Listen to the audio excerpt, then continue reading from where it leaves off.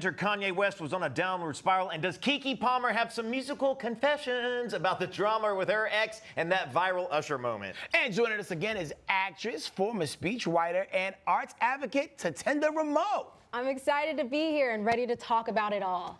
Welcome to Side Dish.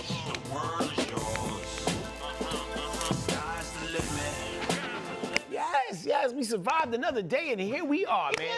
Here is Side Dish. We're more than just an appetizer when it comes to pop culture and fun. We're the whole meal. We even bought to-go plates for y'all to take with you, but you gotta like, subscribe, share, and tell others that we're here. That's right. And hit record all if you're watching this in a old school TV kind of way. Oh, yeah, I gotta hit that record, like, and subscribe. Okay, how's everybody doing? Guys, Tatenda, so nice to have you back with us. Thank you so It's great much. to be back. Honestly, I love it here. It's always great. You've gotten taller in the last 24 hours? You know, I'm trying, inch by inch. Hey, man, you never stop until, it's over. Instead of 10 toes down, 10 toes pointed up. And we're down. We're down. Time for some Feed Me Out. Now, men are always accused of not having a beauty routine. But check out how a guy who goes by the name of I Show Hairs on social media takes care of his hair, but we aren't talking about the hair on his head. What? Oh. Oh, whoa. What in the world? You know? Is the moon full? Wolverine. What in the no, sir. Oh, the serum. He wants it to grow. I didn't know we came like that. You don't have that? No. No. That's a shirt. Yo. That's a sweater. My man has an organic, all-natural sweater. Yo, that's the hairiest dude I've ever seen. I love it. Before that, it was George the Animal Steel, old school wrestler. I remember him. Yeah, he'd fight the days. turnbuckles. Yeah, And stuff. eat the foam. Wow. Like, let's just say if a dude takes his shirt off, in the throes of passion, assuming, one could never assume, right? That's what's going on under there. And is that like a turn off or turn down? I would instantly think Team Jacob, Edward versus Jacob. Okay, there we go. Twilight. All right, yeah. I would be like, into the whole werewolf thing, potentially. He seems really confident, and that's what's important. Confidence is important. Confidence is important. When he got out the oils, it looked like a beard oil for the chest hair, and I was just like, bro, It did. You're leaning in, which I do support. Leaning in, confidence is key. But also, how long does it take that man to dry off? Oh, A day. Yeah, that dude's still wet right now. You got to get in a whole body chamber thing and turn your body like a hot dog at 7-Eleven to get all the sides even. And they got lusher as he combed it. What if he just has sheets? He doesn't even have a blanket because he's wearing his. That man is never cold. Oh my god. And if he ever had, and it looks like he has no problem maintaining the hair on the top of his head. Right. But if he did, he has a bunch of donor locations. Oh, wow. Oh, that's so interesting. Because now it's can you get hair transplants from somebody else's hair? You can? I don't know. That would be wild could if he you farm could. out back hair? I don't see why not. Who says it has to just be from your head, right? Get it from wherever it grows. That's what I'm saying. Okay, all right, moving on. Wow, I'm sorry, just so blown away. Okay, moving on. John Legend has opened up about him and Kanye's friendship and the moment they stopped being friends during an interview with The Times. John stopped being friends with Ye in 2022 after Ye revealed he was a supporter of Donald Trump. John said that the political division between them became too much for their relationship to handle. John added that it's very sad to see the devolution or de-evolution of his friend or his ex-friend. He no longer recognizes today's Ye as the same rapper who signed him in 2004 to his Good music record label. Back then, Kanye was very passionate, very gifted, and he had big dreams not only for himself, but also all of the other people around him. John says he did see a difference in Ye's mental state after his mother, Donda West, died in 2007. That'll send you on a spiral. Yeah. Have you ever been in a situation, Tatenda, where you had to switch up on somebody or somebody switched up on you because you decided to do something different or vote a particular way? Or No, not really. I know a lot of people lost friends when Trump won the first time, but that's never been the case for me. With Kanye, I always wonder how much of it is really him, how much is really his mental health, and I feel for him. Some of the stuff he said though, you just can't excuse. Yeah. Well, Tatenda, I'll piggyback off of that for a second. It's like, how much of it is him? How much of it is his mental health? And then I think how much of it is him courting controversy on purpose? How much of it is him being a provocateur? You know, that's he keeps his name in the press. He keeps his brands alive that way. He continues to get paid that way. And so I think a lot of what he does is on purpose to like generate some kind of buzz, because cancel culture is almost over, where it's like people are doing and saying some wild things, and then they'll sell some more shirts or shoes the next week, and it's like nothing has changed. It's easier to cancel people who don't have infrastructure. Like when Chrisette Michele, I believe it was, sang at the Trump inauguration, yo, we changed the locks on her ass so fast, and it was messed up. We was acting like she wasn't the same girl who sang Aston Martin music on the hook for the Rick Ross song, and like it's still been like a long climb for her to come back, because Kanye has, like, you know, at least at that one time, the sneaker deals, the money to still market and do things in a different way. We still continue to, like, you know, step away but support quietly, then get louder again, then they'll say something and you got to fall back in the bushes. It gets weird. But, you know, I understand how it is to fall back off of somebody based off their, like, what they voted for. I remember one time this kid named Joe Martinez, we had a pizza party because our class did really good, and he voted for pineapple pizza, and I stopped talking to him for a while. That's valid, though. That I understand. Hold up. Have you, like... Yes, I've tried it. It's disgusting. When I finally tried it, I liked it. Thank you! Thank you! It's not my favorite pizza. Where did it come from? The one that you thought was disgusting? Yeah. I don't remember where it's from, but then you have the pineapple juices over the cheese. It's just, and the ham. No. Well, I didn't do the ham. They just did pineapple. Oh, yeah, that's the Hawaiian style. Yeah.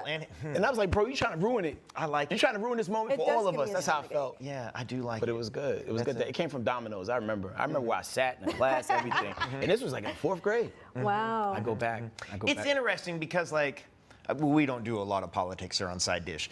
But it's interesting because it's like, I definitely had friends and even family members who feel politically different than I do, but these are also people that I'm going to continue to see no matter what for the rest of my life. And so I had to find a way to not, like, draw that hard line over just supporting one person in particular. Now, if they came out with some language in their regular daily life that I could never align with, that would be a different story. But for someone to just jump out the gate and say, like, oh, I'm going to vote for this person, I'm like, okay, like, you know, and we'll move past it. But yeah, I kind of think that it's important to talk to everyone, because how are you gonna change, you know, or how are you gonna learn something new? So I'm all about talking to everyone from every different background, because maybe you could change their opinion.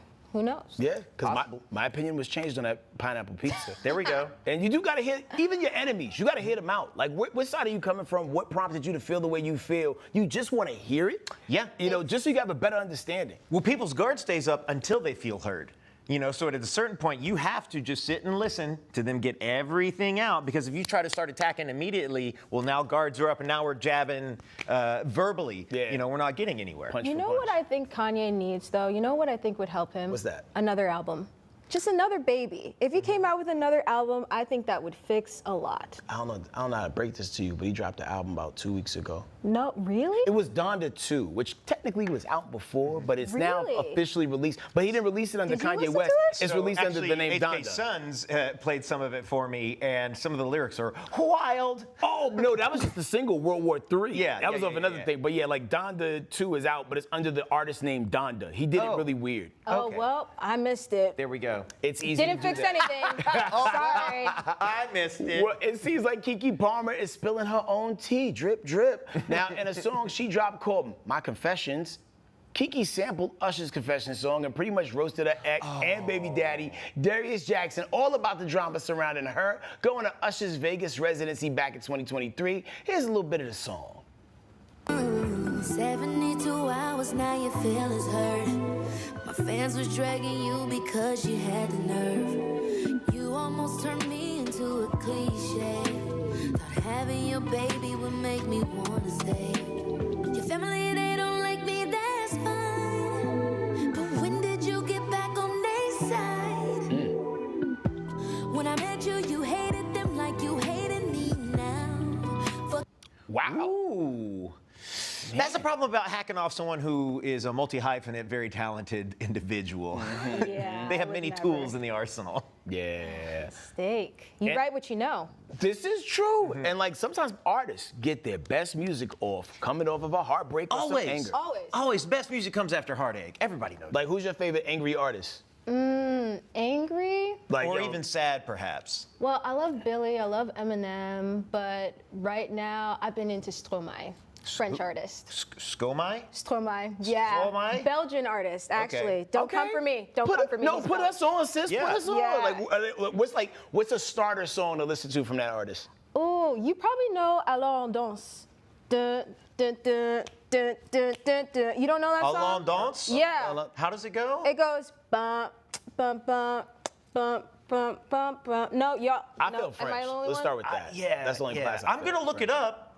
Okay. I'm gonna need you to write down how to Yeah, spell. But he has I'm some, gonna like- need the spelling. He's kind of like if Billie Eilish were a, I guess, Belge black male, that would be that. Maybe he'll collab with Keke Palmer. Yeah. Maybe. We can see Yo, that happen. the crazy thing is like you were saying, multi-hyphenate, surgical, very intelligent, gonna air you out. She set so many traps for this man in the song. It's like, what'd you get back on this side? Because when I met you, you didn't like me. Yeah, she just aired it all out. Here's the other thing is how much do you have to piss someone off for them to take the time to think to themselves like, you know what, I could write a song about this, then write the song about it, then get in the studio, then mix it, then release it, then make a music video. Like that's so much intent to destroy you. That's the father of her baby, though, you know? So I understand it. Yeah. I understand it.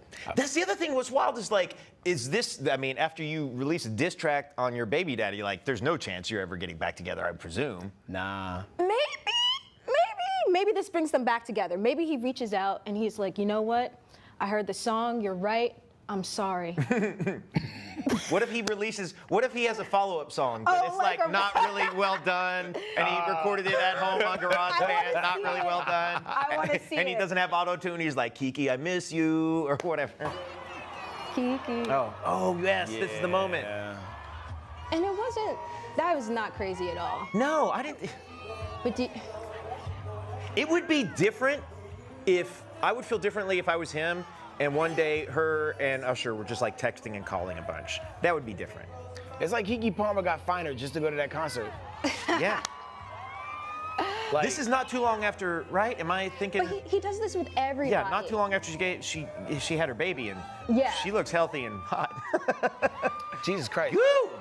But it would be one thing if he only did that with Keke. Right. He does this with fans. He does this with everyone. Every He single did it with night. Sabrina Carpenter. Yeah. Like it's nothing special. Like, weirdly enough, I watched the Usher Cherry montage video over the course of the weekend, and Send me the link, bro. the levels and places that this thing go. One girl had 2 cherries. I am sure you've seen this one. The girl. Is it the two- blonde Oh, woman? wait, like over the. Yeah. Yes. Well, Yeah, my man. favorite is always like, and I haven't watched the compilation, although I'm going to. My favorite is like always like, because you know Usher's seen it all and done it all, but there's times during the Cherry Challenge or whatever where he like looks to camera and they have his face on the jumbotron up there, and you just know that even Usher's like, what the heck? So if you're at the Usher concert and you pull up with the Maraschino cherries or whatever brand cherries those are, like what you doing? Well, see, it's awkward because the fan always wants to go further than Usher wants to go. Yeah. So he always walks away. So I wouldn't want to be left hanging. So I think I would play hard to get. Oh, there Okay. you go. There you So go. do you feel like the women do go too far, and you think like it's a test just for him to find a good, clean Christian girl that'll just eat it regular, or does he want like just the over-the-top body tremble, double gabbing? You know what I'm saying? It is like the most perfect concert game ever because the idea is like it's like each one of these women also kind of want to leave a little memory with Usher. They so that he's do. like, that woman was crazy. Like, They do. They play into it. I think it's part of the game. I think he wants them. I think he wants to be the one to walk away and say, all right, enough. yeah. I can't wait to see who one-ups this. Like, yo, we got the Kiwis. Yeah. Who's gonna? But we didn't Machine shave Gun them. Kelly has the hot dog challenge. Like, let's see. What's the next iteration of this? Nachos. All right, moving on before we get stuck there. A$AP Rocky is getting his acting on in the upcoming Spike Lee film Highest to Lowest, which also stars Denzel Washington and Jeffrey Wright. So Rocky was on the Run Through with Vogue podcast, and when asked how was Denzel on set, here's what he had to say. Tell us about Denzel. We need to know what that was like. Denzel pulled up to the movie set playing Pooh Shiesty and Moneybag Yo. Swear to God. Really? Can't make this up. Yes, he liked to listen to Memphis rappers, but modern Memphis rappers. Then he started quoting NLE Chopper.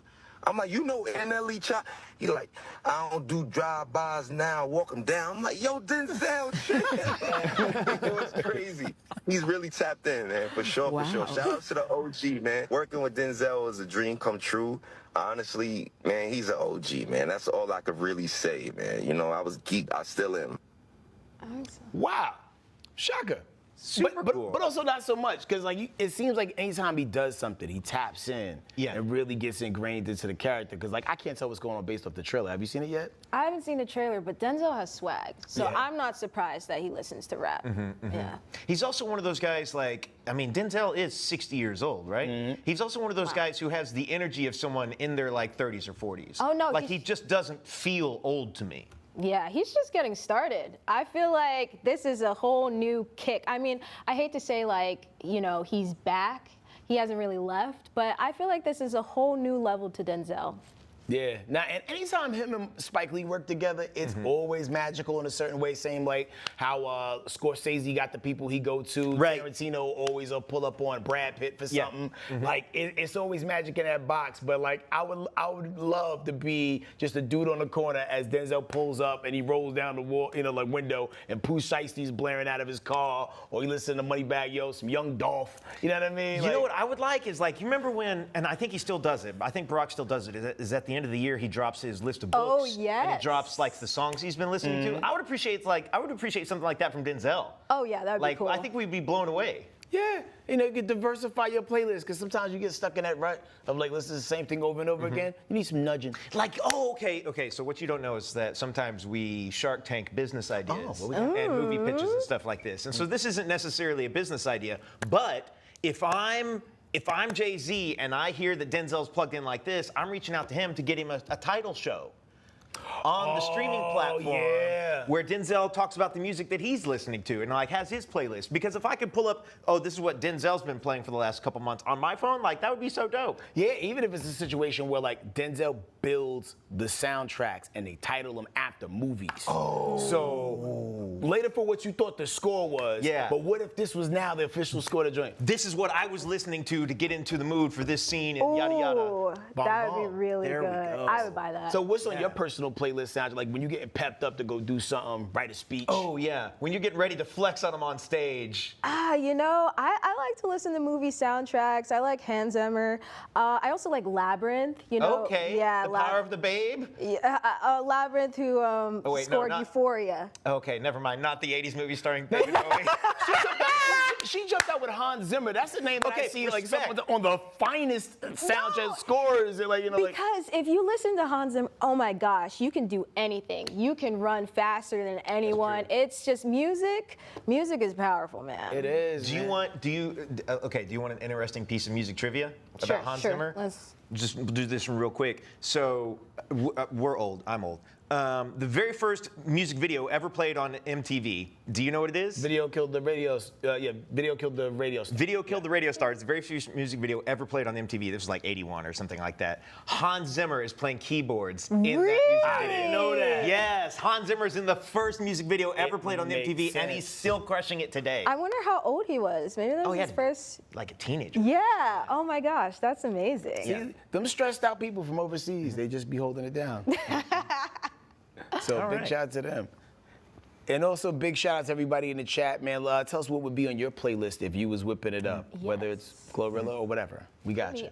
Put me on. Cool. So anyway, in the meantime, big shout out to the Mount Vernon place that Denzel is from, which probably also helped forge his music library. Oh yeah, for sure. All right. And let's jump into Beyonce's former dancer, Ashley Everett, is opening up about her viral onstage proposal during Bey's Formation tour. Here's the proposal. I think we're actually missing that bit. Oh, we got it. Okay, great. You got it? Great. Beyonce, it was a huge moment for you.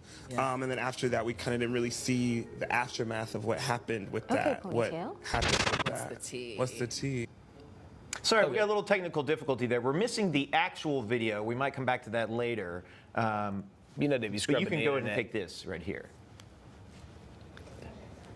Got a little ear tickle. So what happened ultimately is on the Mic'd Up on a Tuesday podcast, Ashley opened up about the aftermath of that moment. Here's that clip. Perfect. So you got proposed to on stage with Beyonce. That was a huge moment for you. And then after that, we kind of didn't really see the aftermath of what happened with that. What happened with What's that? the tea? What's the tea? Proposal was the beginning of the end, baby. Oh, no. That was Like a that. proposal done for him, not me. So you think it was like a grand gesture just for his Yeah. ego more than anything? Yeah, literally as soon as it happened, he was like, "We went viral, yes." It wasn't planned. We didn't talk about it. I was looking at Julius like, "Who allowed this? Who allowed this? Like, who allowed this? Why didn't you tell me? Why is he up here?" I was livid. I was livid. Now looking back. And also, if you watch back, I never say yes. I go, Yikes. Okay, Tatenda, what is your take on this? Would you prefer a private or a viral proposal? Was that man in the wrong? Was it about him? You gotta know your lady, right? And so if by the time of the proposal, you don't know whether she wants to be proposed to in person or privately or publicly, that's really bad. Personally, I'm a private person. I would never want to be proposed to publicly, because then I feel like, what if I want to say no? And then I have to be exactly like her, like, yeah, let's talk about this later, but yes. How about y'all? It seemed like he was ahead of the curve until he was like, yeah, we're gonna go viral, because then you knew what his intentions were, and it had very little to do with love, you know what I mean? Because like if you really like tapped into your person and you're like, oh, you really love Beyonce, let me make this moment extra magical by doing this, and that's only your intention and not the other part, then it was a good gesture. But like now, because you wanted to pop off on the internet, get your followers up, boo. It's also one of those things too where I think it's like she was a dancer, right? Right. It's my understanding is like you're also kind of potentially messing with her job at this point. You know, if that's she's true. on stage dancing, the show is about Beyonce. Let's be This is real, true. This you is know? true. And they didn't. The people who bought those tickets didn't buy those tickets so they could show up and watch your proposal, which I'm sure was like, you know, a moment, but also like it's always been so weird to me. It's like the idea of like someone setting up a proposal and then receiving the no, because it kind of feels like maybe you didn't do your research here. There's like that. you're not the partner you should be. To So get there. let's just say like that artist you was talking about earlier, the Frenchman. Yes, Like, he's married. Ugh. no, damn. Well, I'm just saying, not saying if he proposed to you, but if somebody like, you know, you're having the time of your life, you at the concert, somebody drops down, hits that Kaepernick stance with the one knee, gives you a ring, how would you feel about that?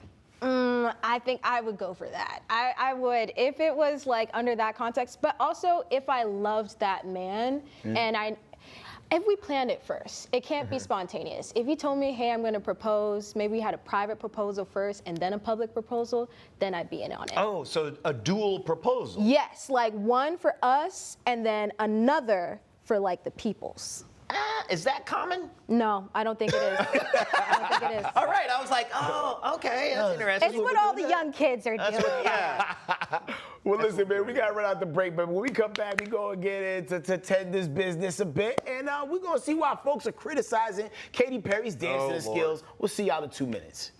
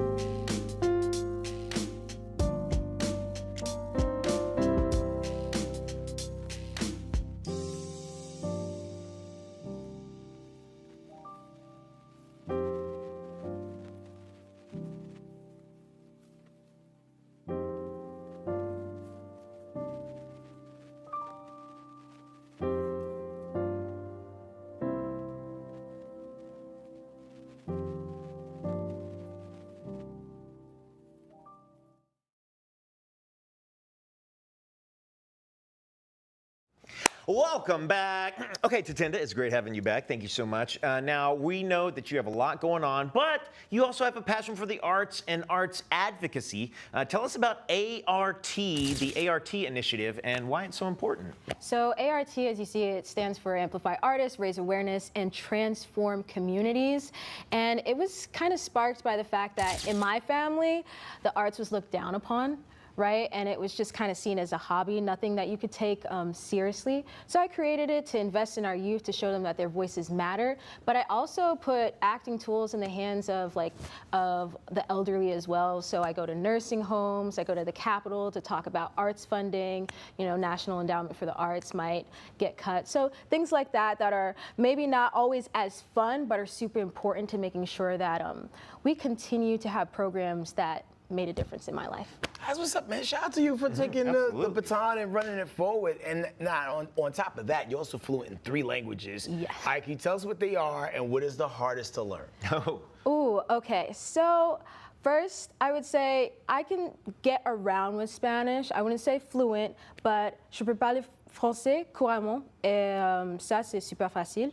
I can speak French like fluently, and that's super easy.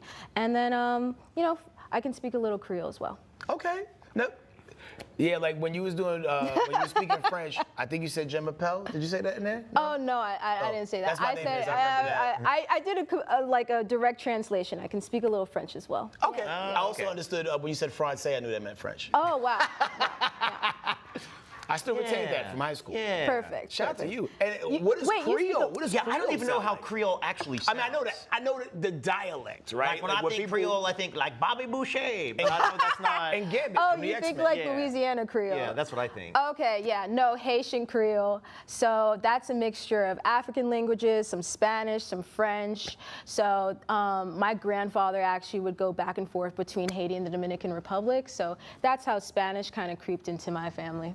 Can you give us just like the generic what's up in Creole? Oh, yeah, Sac Passe. Everybody, yeah. A little Jason Derulo for you.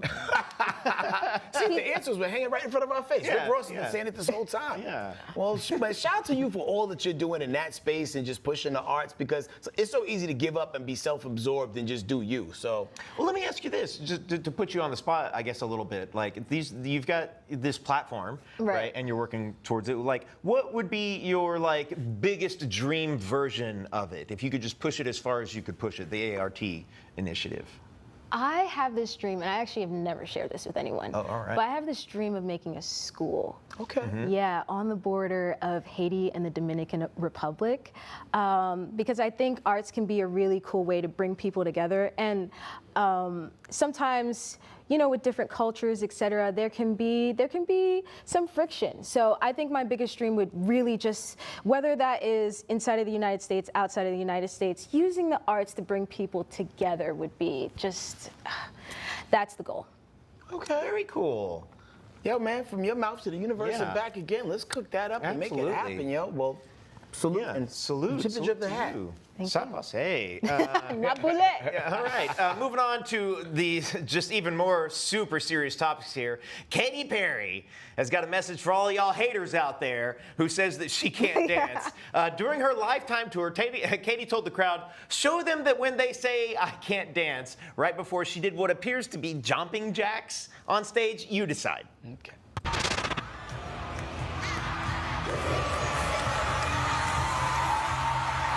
Get it? Word. Okay. Yeah. Someone been watching the Richard. I watched one of those vintage aerobics competition videos this morning. And Oh. What? Okay.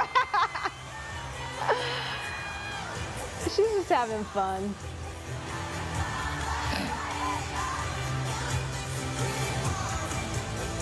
I mean, look at the dancers. Yeah, this is a small clip of a full show. I think we do have to keep that in mind. Now, folks have been talking about the tour's choreography being a little cringeworthy. I think, was this the clip that gone viral? I think we're about to roll it. We're about to roll it in B-roll. This is the one. Oh, okay. Yeah, the dancing here is like bad TikTok. Whoa. Yeah, that's the moves right there. Why isn't she moving her legs? There we See, go. Tatenda, those are the questions we all have. It's given very level 1 on Dance Dance Revolution. Yeah. For people who used to play that at the arcade. It's like some people know the Thriller dance. She's just doing Thrill. I don't know, like, Until she did that, we could have put like Baby Shark Oh yeah, right over it. yeah, absolutely.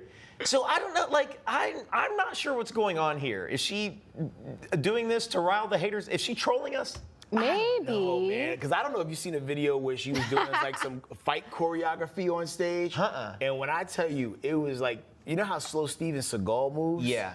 3 times slower than that. Bad contact. It wasn't hitting. It didn't look real. It looked like somebody mispracticed. It was, and once again, we operate in a space where sometimes any type of press is good press because people are talking about you. So it could be a situation where she's doing this just because she know people gonna run it up.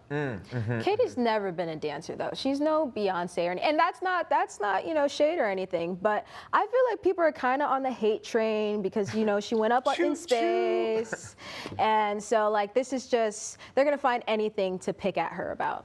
Yeah, I think they was hating on her before she went to space. It's been going on for quite some time. She spent all that time becoming an astronaut that she couldn't learn the tour choreography. It happens. And maybe that was the excuse she should have ran with. Well, right? and also to your point, it's like not everybody has the same skill set, and it's like if you're not a dancer, I think you either put in the time and do the practice to become a dancer, or you don't dance, and that's also fine.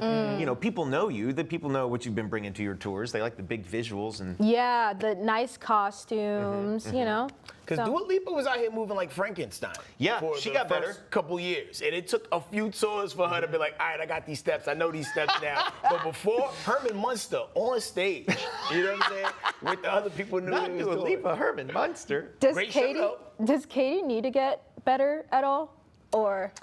You're gonna have to stay competitive. Okay. Because these people are coming for your lunch. Yeah. At all times, because you got Dua Lipa, like we just mentioned, Billie Eilish, who's singing and running full speed on stage at the same time. Yeah, exactly. How do you Katy Perry in the Sabrina Carpenter era?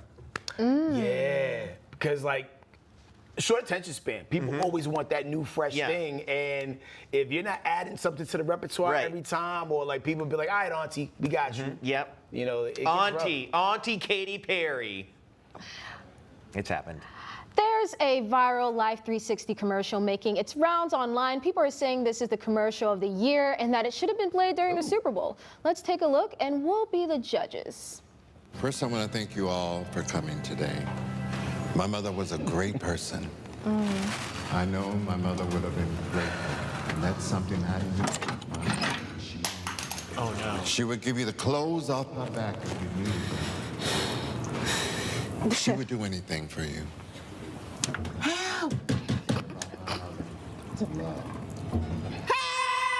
All of y'all here today. No. Will always remember. Mama. Family proof your family. Send an SOS with Tile. Oh, that was good. Oh, wow. That might be one of the greatest commercials I've ever seen. And yeah, it definitely should have been in a Super Bowl. Yeah. That would have crushed during the Super Bowl. We would have screamed. Yo, man, and the thing is, I don't know what, bear with me. I don't know what it is that's so funny about people knocking caskets over. Because it's not supposed to happen, right? Yeah. And just to see it happen in this particular setting with the way everything was set up, I can understand why everybody would be like, what? And they set the scene perfectly. He's given a very emotional speech about Mom. We're inside the church. People are crying. It's the ultimate time where nothing is supposed to happen. We're supposed to be very serious. And then when a casket hits the ground, we're like, oh no. Have you ever thought, for a funeral, if you would want it to be more of a celebration party, funny, or would you want something more serious? I would like to go with a celebration. Yeah? Because, Yeah? I mean, I'm serious when I'm paying bills, but outside of that, I'm living life, I'm having fun, very unserious. Let's have fun, y'all. Put the fun in funeral. And sometimes funerals are just so depressing, and the funerals don't match the energy of the person that we're there to celebrate. That's very true. And I know that's what they say. That's what the wake is for, Yeah. or what the repast is for. But a lot of times you go to the repast and you eat the same food that killed the person you just buried. That is true. That is true. Like what now? Now I'm just like, what kind of business would be the fun Earl home? You know, like where? The fun. What business is that? You know, it's like, how do you start the business? Is like, okay, here's where the party funerals are. Well, you definitely got to hire those African dudes that be doing the little Right, dance. yeah. They got to pop out because they got the moves. And maybe any of those people that was at the Kendrick Lamar thing with the clown that was directing them, like when they did the big pop up at the Staples Center. Oh, like, yes. It was before the tour started. Yeah. Okay. It was very active. It was a very festive moment. Hilarious. All right, so. Okay, Tatenda, can you pick a language? Would you pick one of your languages and say, we'll be back with more side dish in 2 minutes? I would love to. On retournera dans 2 minutes. À bientôt. À bientôt, bye.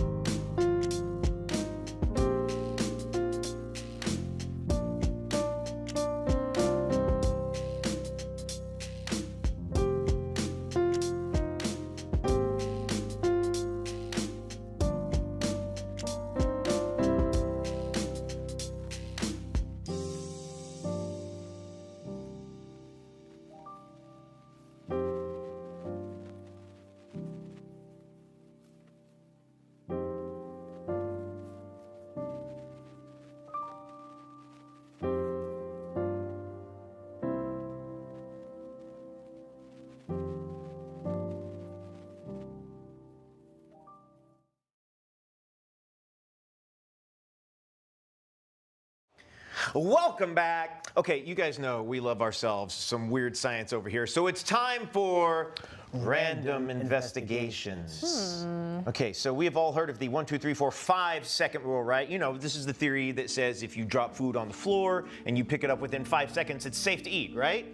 That's what they say. I've operated on the 30-second rule for quite a while. That's what I'm saying. Also, depending on how hungry I am and how snackable it looks. Well, microbiologist Nicholas Eicher put this to the test, and guys, you're about to be floored by the results.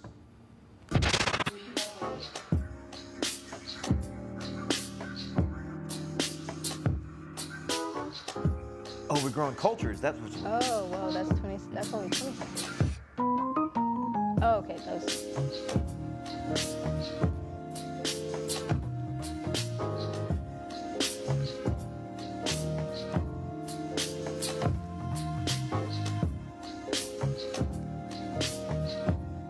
Oh! Wow. Oh, that's gross. 0 seconds? This is about to get real bad.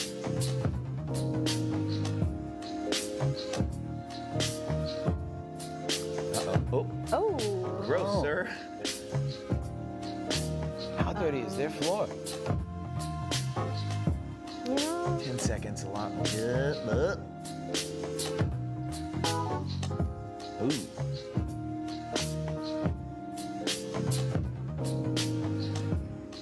That's you. There you go. But that's why my microgut biome is so strong. Man, never get sick. Yeah, so to recap, Nicholas put Petri dishes on the floor for 0 seconds up to 1 minute to see how much bacteria they produce and concluded it ain't safe, it ain't safe, it ain't safe, it ain't safe to eat any food off the floor, not even for 0 seconds. No wonder my voice sounds like this today. Oh, no. What'd you do? Coming down with something? Nah, man. Like I was eating some chips, man. They were really good over the weekend. And like one fell, like on the floorboard of the car, actually. How long? Oh, How long? of the car. As long as like, when I was able to comfortably lean down and grab it, and like. Okay. It was like a rare bag of chips, man. You ever had them, well, actually, pretzels to be specific. You ever had them Dots pretzels? Yes! Them cinnamon ones. Yes! Listen, let me tell you Dots something. are amazing. Let me tell you something, man. Like, not only are the regular pretzels good, but them cinnamon ones, it's like the Keebler elves are sprinkling crack on top of it. Cinnamon flavored crack on top of it. It makes it banging. You literally can't eat just one, and it's so good you want to risk your life and grab it off the floorboard of your car for one drop. So how long could it be on the floor before you know, are we talking like, if it was on the floor for 5 minutes, would you go for it? Oh, no. No? Okay. I'm not an animal. How about you? No, not 5 minutes. That's weird. 5 seconds? I do the 5 second rule, I'm not gonna lie. But you know what Nicholas didn't do? Because this is what I do a lot. Like, even if it's been a few seconds, and I look at it, and it's not rolling around, it's not getting more floor on it, and I'm on the phone, but then I get to it, you know what he didn't give it the Oh, yeah, because maybe blowing it off does blow that stuff away. I think, and now it's clean. Does it change the fact of whether it's like a floor that's in your domicile or if like you out there in the wild? Oh, no. I trust my floor a whole lot more than I trust other floors. Out in the wild, that is what? Like movie theater. No. Yo, They I'm not eating anything. barely, Your they last barely Raising clean Cane's the movie tender. theater. Yo, if I held a tender near the floor of a movie theater, I'm not eating it. Yeah. But let me hit you guys with this one. What if it hits the table of the restaurant that you're out at? Oh man, throw the whole table away. No, like a little guacamole and a chip just like hits the It table. depends It's like, on the. Ew, no, guacamole? No, Yeah. you can't eat sauces off anything. If sauces touch the ground or the table, it's over. You leave that. Yeah, no, I'm not. Don't get me wrong. I'm not scooping guac up off the floor, especially out of the carpet. But I'm saying it's like if we had a little tray right here and like some of it got on here, I might still scoop it up and crunch.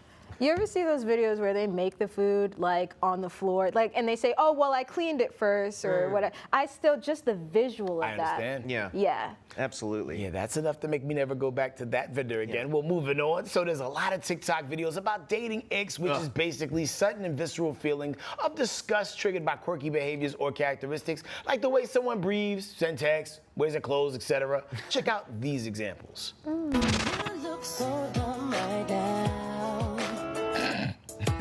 You look so dumb right now. What's it?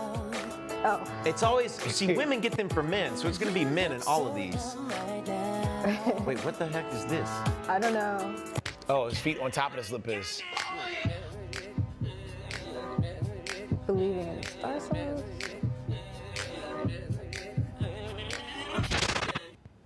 Wow. Okay. Some of those were definitely, deal breakers for many. So evidently, a recent study revealed people with rigid standards who are more sensitive to disgust or being grossed out, or score higher in narcissism, are more likely to get easily icked out by a romantic partner.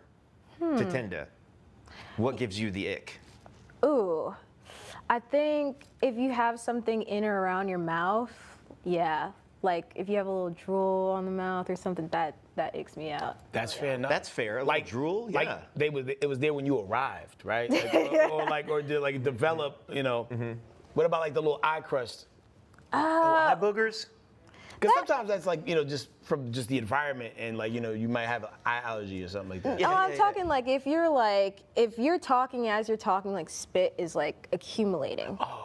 Yeah. So there's actually this Instagram account. Let me see if I can pull it up real quick. And I follow it. It's called Guy with the Ick List. Have you guys heard of this? Mm-mm. So what this dude is, Guy with the Ick List. Look at this, almost 850,000 followers, and all it is videos of women describing an ick, right? So like a woman will describe an ick, and then what he does is he adds it to, I'm sorry, I'm not even be able to show it to them, but he adds it to a long list of all the icks he's found. Does he try to avoid them? Yeah, I don't know. He tries to avoid them. You can sort of see he's typing in the ick list here, but it's like hundreds and hundreds and hundreds of icks. As fast as that scrolled, like we're gonna have to just stand completely still and do nothing because there's just so many icks, and everybody has that thing. Like the one person, the dude who like his legs were like he was laying on the bed like he was like talking to his homegirl. Like let's just say like if you found out a dude you was talking to was was sitting on their bed like that with their legs With up his like legs that. up, just like. If he was talking to me, maybe that'd be cute. It's like, oh, he's excited. Okay. But what if he talks to everybody like that? Oh. What if he's like, hey Tanner, what'd you do this weekend? And then like kicking his feet. legs and his legs are like. I'm not sure about that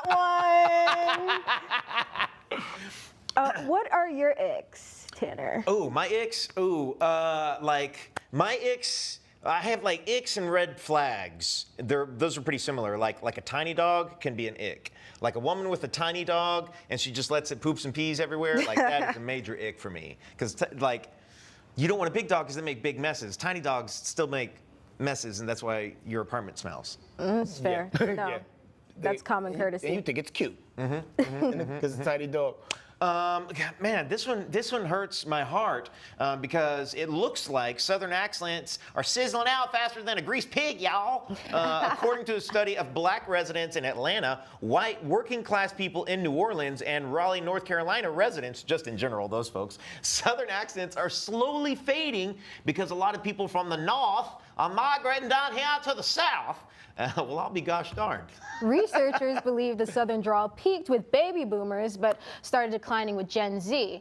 And even more so with younger generations like Gen Z between 1997 and 2012. That's what they mean. Interesting. That makes sense. Because a lot of these places that y'all mentioned do have people migrating there because it's cheaper to live in the South than it is in any other place. So you got everybody from everywhere is used to getting extorted by the cities that they live in. I'll also tag this on it, and this is just my like random theory, but like when we were kids, like most of the voices you heard were like voices on your TV, like your local TV station or whatever. And that could be like New York, Los Angeles, or movies, TV shows, yada, yada, yada. But moving around in the world, there was people who had that accent. But now everybody's on social media and TikTok and whatnot. And so those are other accents that you're hearing or lack of accents that you're hearing. And so I wonder if that's like influencing the development of accent these days. So is it up to Yosemite Sam and the Gemstones to keep the Southern accent alive? Yeah.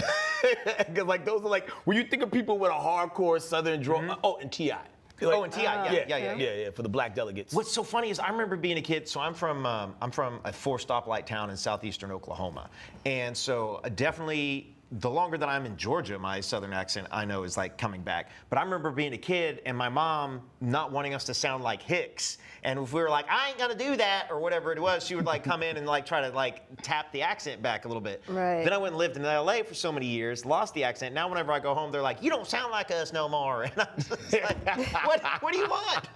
What do you want from me? Yeah. Well, listen, man, y'all can work on your regional dialects during this 2-minute break, but when we come back, we got celeb birthdays and so much more. See y'all in dose.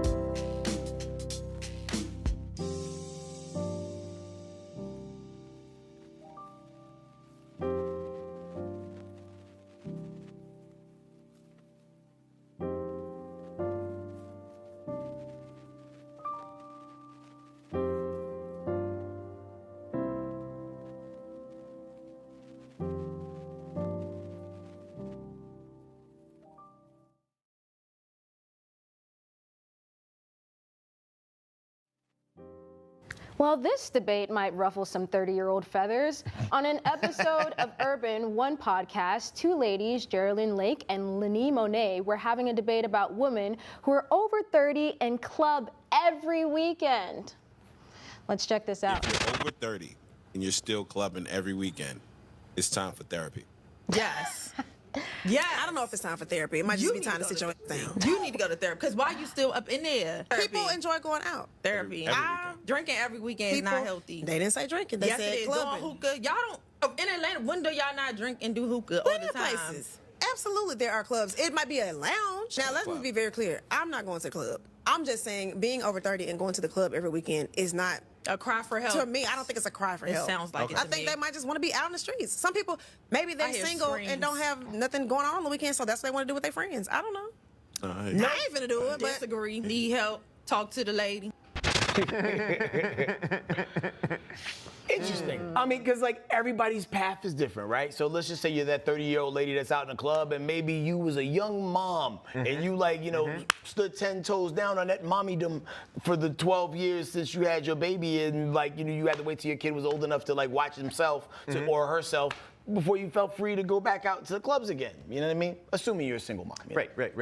Tatenda, I feel like you might be more in touch with that age group of women. What are your thoughts on over 30 and clubbing? I think it's honestly, I think it's fine. I think it's weird to like single out women, just because like, it's like, yeah, if you're having fun, I know a lot of my friends, they like to dance. They're not even drinking. They just go out and they do salsa, they do bachata. So I personally think it's perfectly fine if you want to go out and have some fun every now and then. What's wrong with that? What about an old man at the club every weekend? I mean, well, okay, here's my thing. Is it better to be at the club every weekend or just like scrolling on TikTok every weekend? Ooh, that's a good debate. Outside in the world, experiencing life, you know what I mean? And the dope thing now is they got like day parties, you know what I'm saying? Like you said, it's not just about clubbing. You can learn to dance, you can learn a skill. They got these business mixers and meetups with other industry professionals that do the same thing you do. A lot of times when people mention club, they go to that straight hookup culture. Let me get whatever the new drink I heard somebody rapping about is, and we'll go from there. But people be getting it. Yeah, for sure. Like, do you have a retirement club date set in your head? Like, you know, when you go hang up your shoes, like, you know, I guess time in a knot and throw them on a cell phone pole like they do? I've been clubbing with my mom, y'all. Like, and my mom's in her 50s. So I think you're never too old to club. I've seen, like, I think an 80-year-old man in the club. I think go for it. I say go. Wait, you wouldn't go clubbing at 80? Oh, no, I would 100% go clubbing at 80. Okay. You will catch me at the club at 80. That's what I'm saying. For sure. It's fun. Yeah, at 80, I probably own the club. Yeah, exactly. That too. That too. It might just be Club Med. You know what I'm saying? That might just be the one I'm at. Yo, man. So there's so many things you got cooking up to Tatenda. Like, you know, if people want to tap in, find out what you got going on, root for you in various things that you're doing, how can they do that? You can check me out at Tatenda Rameau on Instagram. Linktree's all there. And that's a great way to stay connected. Hope to see you there. Got you. Do you do like, you know, like sentence by sentence foreign language tutorials for people that want to like, you know, I've been get bagged by ice? I've been asked. My friend has asked me to do that. No, I don't. I do more arts accessibility, service, going to the Capitol to talk about funding, that type of stuff. Tag-alongs, if you will. Yeah. That's a whole other kind of club, the Capitol Club. The Capitol Club. That's the club you want to get into. Hope to see you there. Love that for you, and so appreciate you hanging out with us yesterday and today. And listen, when we come back, she's going to go fight the good fight out there at the Capitol. We're going to do our part to try to fight crime. That's right. We're going to be fighting crime because we're going to be back in 2 minutes with everybody's favorite game. Whose cousin is it? See you in 2.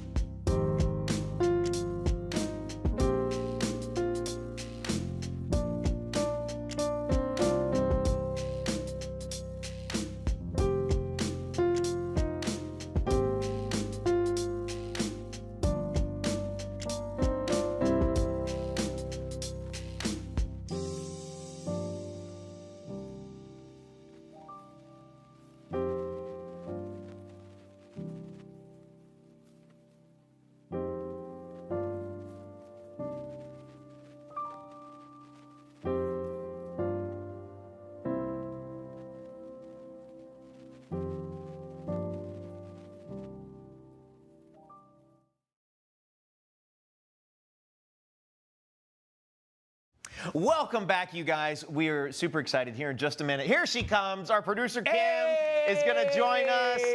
Kim has been with Side Dish since day one. Yeah. Oh. Yeah, that's your camera. That's the one. Yep. Kim has been with Side Dish since day one. So it's about time we get you on the couch here. I know. But what I do want to know is, like, did you write this Who's Cousin? Well, because she often writes the Who's Cousin. I did, but I'm just gonna be like a mediator. Okay. And like, you know, just kind of help you guys walk through the process. Right. Yeah. Not gonna sway us in one direction or the other, but just you know, keep us on track. Here to participate in the friendly debate. Okay, it's time for everybody's favorite game. Whose cousin is it? Okay, forget DoorDash. What about DoorHash? An Arkansas man was busted for shipping 21 pounds of reefer to his residence. Oh, wow. 5 people live in Arkansas that are black. I think I already know where I'm going with this. Who knew Mary Jane made house calls? So FedEx knew something was amiss when abundance of weed aroma had their nostrils tingling when the package was opened. Boom. There was 24 large aluminum cans of that loud 21.14 pounds of it, to be exact. Wow. Cops set up a sticky, icky sting of sorts. They repacked the reefer and rushed delivered it to the ganja gangsta. When the man took the package inside, cops executed a search warrant and found a plethora of pot, cash, digital scales, baggies, and a marijuana grinder. You ain't beating those allegations, Otis. The Pineapple Express pusher was put in a slammer for possession of controlled substance with the purpose to deliver in possession of paraphernalia. Okay. Whose cousin? Arkansas. There's the big hint there. Yeah, like, I can't even tell you a rapper from Arkansas. There's gotta be one. There's gotta be one, but I don't know any. Little Rock? Top of my head. When they did that Bangin' in Little Rock thing on HBO, there's mostly Tanner's cousins on there. Really? Yeah. There might have been a couple of us, but they was like mixed. Yeah, it's interesting. Okay. But also, who shipped it to him? I think maybe he shipped it. I don't know. I don't know if he shipped it to himself or someone shipped it to him. You can go over to the next state, which is Oklahoma, perhaps, where it is legal, and have it shipped to you from there or any other surrounding state. But 9 times out of 10, you're gonna probably get the good stuff from California and have it expedited, sent. You know, not telling you how to sell your drugs. Right. Just trying to show you regionally where this stuff is kind of lucrative. Yeah, geographically speaking, we're just talking about the legal parts of the business. Right. Yes. And also, like, there might be a little element of privilege because why do you think you can get away with that? Yeah. You know it's what I'm saying? the caucasity. There's a high level of caucasity. The capacity for the caucasity Pretty at an high. all-time high. And I will say that sometimes, you know, like, you know how they was like setting up a sting, like, we know you're doing this, but we want to just let you hang yourself a little bit more. Usually, if it happens to be us, they're going to wrap that up pretty quick. They do wrap it up. You're working in conjunction with the police department. Right. Yeah, I got it. Right. I know some people who have been involved with that. Okay, so that's a really good point. They don't set up, shit. we out of time? The show's almost over. That's my timer. The sting set up, like they set up the sting on my cousin to feel just how far down he went. Versus if it was your cousin, they're just out of here. Just the whole thing to get the other cousins on the way down the thing. So as we always do at this time, I'm going to say it's Tanner's cousin. I believe it's probably my cousin. 1, 2, 3. Move that van! Patrick Reed. Wait, he looks like both of them. Wait, that's Patrick Reed. Is he both of our cousins? Nah, I think it's our cousin. Kim's cousin. I think so. Man, Kim, how did you find? I don't know. I be in the trenches. I'm like you. I've seen the end of the internet. I'm just gonna go home now. Thanks for watching, guys. Thanks for watching. See you guys later. Bye.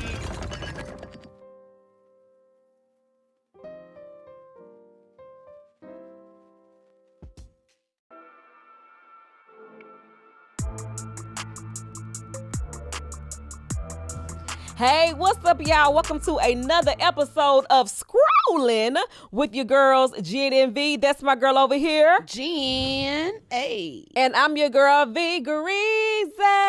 And as I always say, we're not going to be easy on you guys tonight. We got a freaky deaky show lined up for y'all. And we're about that freaky deaky. Speaking of freaky deaky, let's talk about this drink, this baby girl, of the night. It is All so right, pretty. I'm telling you. Yeah, look at this drink. It's so pretty. Look Can at I this call drink. you Rose? Yeah. This drink. It is called the Peachy Climax. And it's so good, y'all. y'all. It's so good. Gotta. I make y'all literally climax. Okay. You gotta go to our social media and check out this recipe, y'all. We had so much fun. Shout out to our mixologist for coming up with this idea.